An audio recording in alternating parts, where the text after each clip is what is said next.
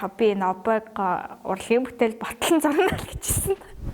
Сайн байна уу? Намайг Саруулын цацрал гэдэг. Би 2012 онд соёл урлагийн сургуулийн дөрвөлэг урлагийн сургуулийг Монгол зураг мэргэжлэр төгссөн. Зураач мэргэжилтэй хүн байна. Энэ үзэсгэлэн болохоор бүсгүн гэдэг нэртэй үзэсгэлэн маань миний дөрөвдөх бие тас үзэсгэлэн. Багаас тэгштэй хүүхд тахтаал тэгэл цааслалтбал сараачл хийждэг байсан. Тэгээд яг 11-р ангид төгсөөд яг мэргэжил сонгох болоход ер нь зураач болъё гэж шийдэл тэгэл соёл урлагийн сургуулийн дөрвөлэг урлагийн сургуульд орсон. Тэгээ Монгол зургийн мэргэжлийг яа сонгосон гэхээр энэ болохоор яг зөвхөн Монголд л байдаг. Яг манай үндэсний уран зураг болохоор Монгол зургийг сонгож орсон. Тийм түүнээс тэгтээ яг сургуульд анх орохдоо харандаагаа ч сайн үзүүлж чаддгүй л хөвгт орж ирсэн.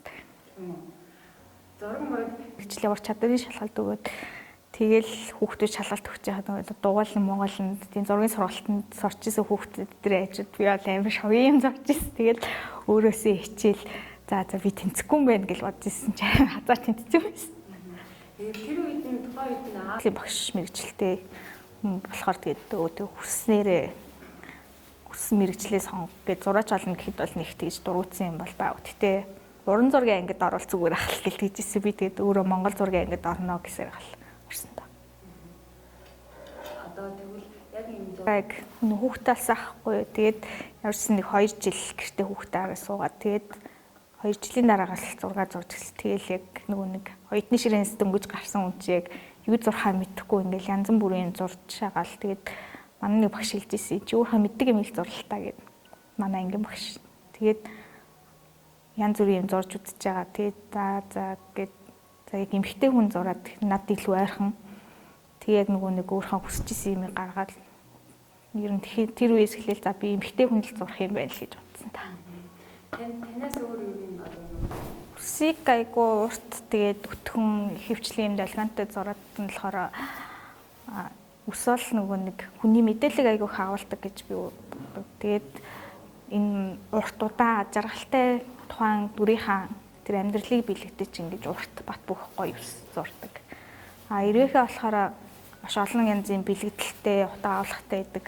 Тэгээд жишээ нь ирвэхээ чинь маш гоё хэрнээсээ маш имзэг далавч нь маш имзэг болохоор тэгээ бас гоё сайхан болохоор тэргээрээ гоё сайхан имзэг нандин ер нь нэг сэдвээ олохтой болохоор би нөгөө нэг эргэн тойрныхаа хүрээллээс ч юм уу эсвэл уншиж байгаа ном үзсэн кино дуунаасаа ингээд сэтгэлээ санаа аваад зурчдаг. Гэтэ ерөнхийдөө бол өөрийгөө нэг бодож зурдаггүй. Op art гэдэг нь болохоор нэг optical art гэдэг үгнээс гаралтай нөгөө нэг хараа одоо хуурдаг гэх юм хараа зүүн тийм давтамжтай тийм хээ гэх юм уу.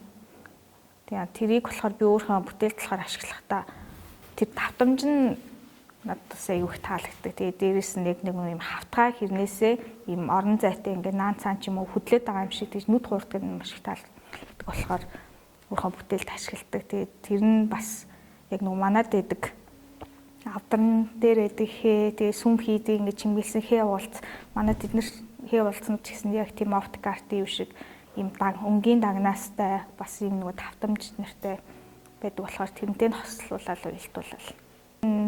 Зурж байгаа зургандаа ер нь дандаа л ер нь сайн сайхан юм тэмхний ад жаргалтай байгаа цаг мөч дурсамж эднэрийг зурхийг боддог. Ерөөс дандаа сайн сайхан зурхийг хүсдэг болохоор цэцэг айгүй их зурдаг.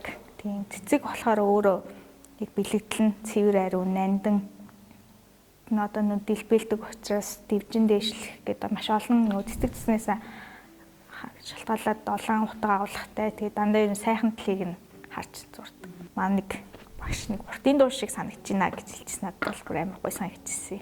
Яг тийм тайвширлыг өгч чадчихээн гэд.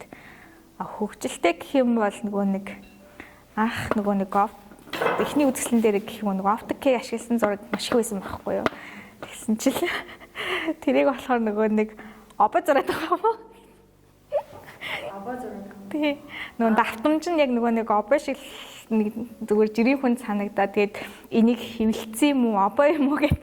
Тэгээд сүүлийн үед яг энэ үзэсгэлэн чи одоо 5-6 жилийн хугацаанд зурсан зурнууд байгаа шүү дээ. Тэгээд сүүлийн үед зурсан зурнууд нь болохоор илүү нөгөө нэг өөрхөн дотгошоо хандсан одоо мэдрэмжүүдээ гаргах гэж хичээсэн зурнууд илүү зурсан. Анхны үзэсгэлэн болохоор 2021 онд сэтгэлийн чандд гээд нэртэй үзэсгэлэн гаргаж ирсэн. Тэгээд ер нь их тохирон бүрдэл гарсан гэх юм уу? Яг ч өөрөө нэг тийм үзэсгэлэн гаргахыг гэж зориглохгүй л яваад ирсэн. Ямар ч л хэлсэн зурж лээ да гэл нэг зургнуудаа хураагаал хадгалал тэгэл за би ч арай болоогүй хаа гэж хойшлуулаад тэгсчээ. Манай зураач нээз солонгоо гэд нээз чамд зургнууд байгаа эцтэй чи үзэсгэлэн гаргах уу гэж санал тавил. Тэгэл нэг тэр нөгөө үзэсгэлэн гарах галерейг нь олж өгөөл бүх боломжийг бүрдүүлж өгöd. Гарчихсан нөө Улаанбаатар арт фестивалийн хүрээнд.